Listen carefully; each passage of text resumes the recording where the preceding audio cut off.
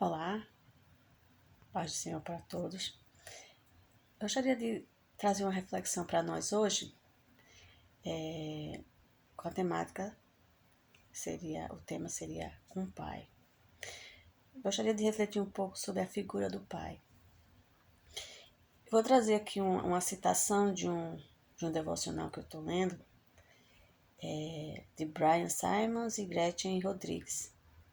O devocional é Prayers on Fire. Diz assim, ele cita o Salmo 63, versículo 6, que diz assim: Fico acordado todas as noites pensando em você e refletindo sobre como você me ajuda como um pai. Essa é a versão A Paixão, tá? E ele comenta nesse devocional o seguinte: Quando a noite cai, deito-me na cama e reflito sobre a sua ajuda incessante. Seu terno cuidado é visto em todos os seres vivos. Sinto sua proximidade enquanto contemplo as estrelas que você colocou no lugar. Vejo sua arte em cada arco-íris e sinto sua glória em cada céu ensolarado. A terra ostenta sua criatividade, até os pássaros cantam sua canção. Eu olho com admiração de uma criança para este que chamam de pai. Meu coração se enche de admiração. Você é meu herói. Sob sua sombra esplendorosa, canto canções de amor durante toda a noite. Enquanto minha cabeça repousa no travesseiro, imagino-me deitado em segurança em seu peito, aconchegado nos braços do meu Deus, Pai. Suas mãos fortes me firmam dia após dia. Você me aproxima e com uma busca apaixonada correrei atrás de você e nunca mais o deixarei ir. A figura de pai nos traz assim muitas ideias, muitos pensamentos, muitos desejos, muitos sentimentos. Mas todo mundo sabe falar alguma coisa sobre o pai, porque todos nós tivemos um pai, ou ainda tem, né? Que ainda os tem vivos.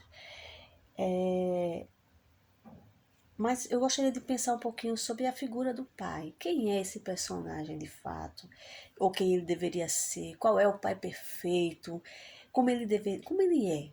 Quem ele é? Porque existe, né? A gente sabe que Deus ele assume essa figura de pai. Né? Jesus veio apresentar-nos o pai. E Jesus é o filho perfeito desse pai que é perfeito. E a gente sabe, Jesus é chamado de unigênito do pai, ou seja, o único filho do pai. E eu gostaria de trazer um pouco dessa reflexão sobre Deus como Pai. Ele está perto da gente? Ele está acessível a gente? Aí eu vou trazer alguns textos bíblicos, tá? Eu vou ler aqui o livro, o primeiro texto que eu quero ler com vocês é Jeremias, capítulo 29, versículo 13, que diz assim: E buscar-me-eis e me achareis quando me buscardes de todo o vosso coração. Isso é Deus falando, através do profeta, dando a entender que ele está acessível a cada um de nós, né? Basta que a gente queira, busque-o, que ele vai estar presente. Então a gente precisa a primeira coisa que tem que haver é um querer, né? É a gente ter esse desejo de conhecê-lo, que ele vai estar realmente ali disponível para nós. Só que essa acessibilidade para Deus não existe regras, vamos dizer assim, existe uma forma de chegar até Deus, existe um caminho que leva até Deus. Para falar a verdade, existe uma porta e um caminho que nos dá acesso a Deus. E aí eu já trago o texto de Jesus falando, né, lá no livro de João, no Evangelho de João, ele fala: Eu sou a porta. Quem entrará por mim entrará, sairá e encontrará pastagem. Então, ele é a porta de acesso. Tá? Então, existe uma porta de acesso. Jesus é essa porta de acesso. Para que eu possa ter acesso ao Pai, a primeira coisa eu tenho que passar por ele. E ele ainda diz: Eu sou o caminho, a verdade e a vida. Ninguém pode vir ao Pai senão por mim. Então, ele, além de ser a porta, ele é o caminho de acesso ao Pai. Então, se eu quero chegar ao Pai, se eu desejo realmente conhecer a Deus como Pai, eu tenho que atravessar por Cristo, seguir o caminho que é Cristo. Então, esse é um caminho que eu tenho que trilhar. Só que o mundo está em trevas, né? A gente vive num mundo difícil, complicado, onde as pessoas não entendem muitas coisas que a gente fala, às vezes a gente fala, as pessoas entendem diferente. Por quê? Porque vivemos num mundo, né, em trevas, que a própria palavra de Deus fala. Então, para que a gente possa ter acesso até a porta, Muitas vezes a gente não enxerga nem a porta, a gente fala de Jesus para as pessoas às vezes nem entendem muito bem o que a gente está querendo dizer. E às vezes até interpretam errado. Mas enfim, então, até para eu chegar à porta, ou até eu chegar a Cristo, o Pai é quem me conduz. Porque Ele sabe da nossa dificuldade de entender ou de chegar junto. Às vezes a gente tem insegurança, tem medo, tem uma série de coisas que nos impedem de chegar a Cristo. Então o Pai nos leva a Cristo. E aí tem outros textos que testificam sobre isso, que eu gostaria de citar, porque a gente precisa entender que o acesso está livre, mas muitas vezes o homem complica todo o processo para chegarmos a Deus. E Deus, sabendo dessa confusão que muitas vezes a gente faz, Ele vem para trazer clareza para nós.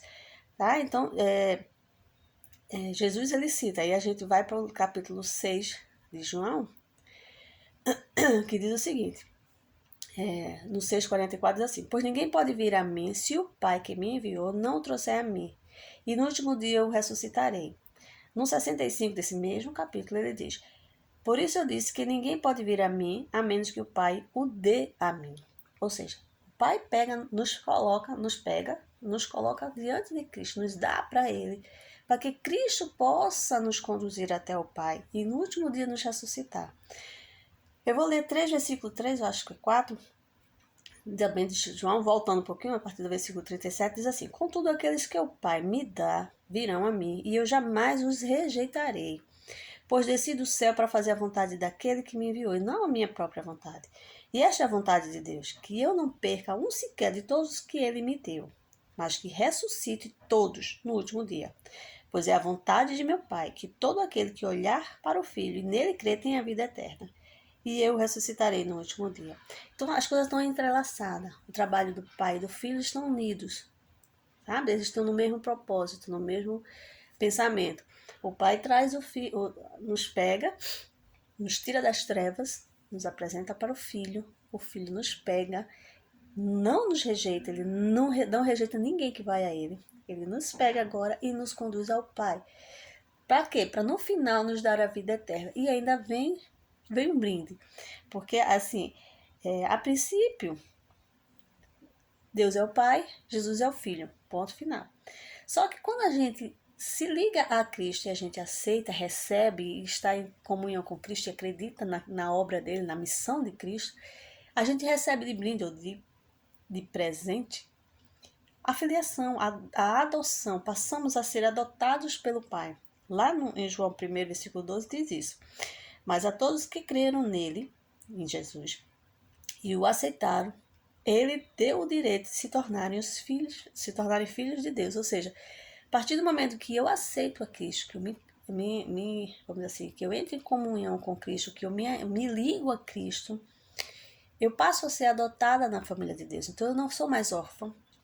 Eu saio daquela condição de órfã e passo a ser inserida na família de Deus. Eu passo a ser filha de um Pai perfeito, que está comigo, que está ao meu redor, que está para me ajudar, está para me dar vida. Então é isso que a Bíblia traz para a gente de mensagem de Deus para a gente. A Bíblia também diz assim, que ele não tem prazer na morte do pecador, da pessoa que está distante dele. Ele quer que todos venham ao conhecimento da verdade e venham para ele. Por quê? Porque ele é um Deus misericordioso. Ele é um Deus de compaixão. E ele deseja, sabe, que a gente esteja com ele, porque ele deseja a nossa vida. Ele não deseja a nossa morte. Então, essa é a reflexão que eu gostaria de trazer para a gente, que a gente entenda. Deus, ele é amor, ele é Pai e ele quer o nosso melhor. Agora, a gente também precisa querer o melhor para a gente mesmo. E ele está disponível para isso. Então, essa é a reflexão que eu quero trazer para a gente hoje, que a gente possa entender que Deus é o nosso Pai e que ser filha dele é a melhor coisa do mundo. E que a gente entenda realmente que ser filha dele não é uma coisa qualquer, sabe? É aquilo que todo ser humano deseja, né? O amor do Pai é o que mais a gente precisa no momento, nesse instante que nós vivemos, é o que mais a gente precisa de fato. Então, que a gente reflita e pense em Deus como Pai. E que Deus nos ajude e nos abençoe a entendermos isso aí e nos entregarmos a isso aí. Que Deus nos ajude.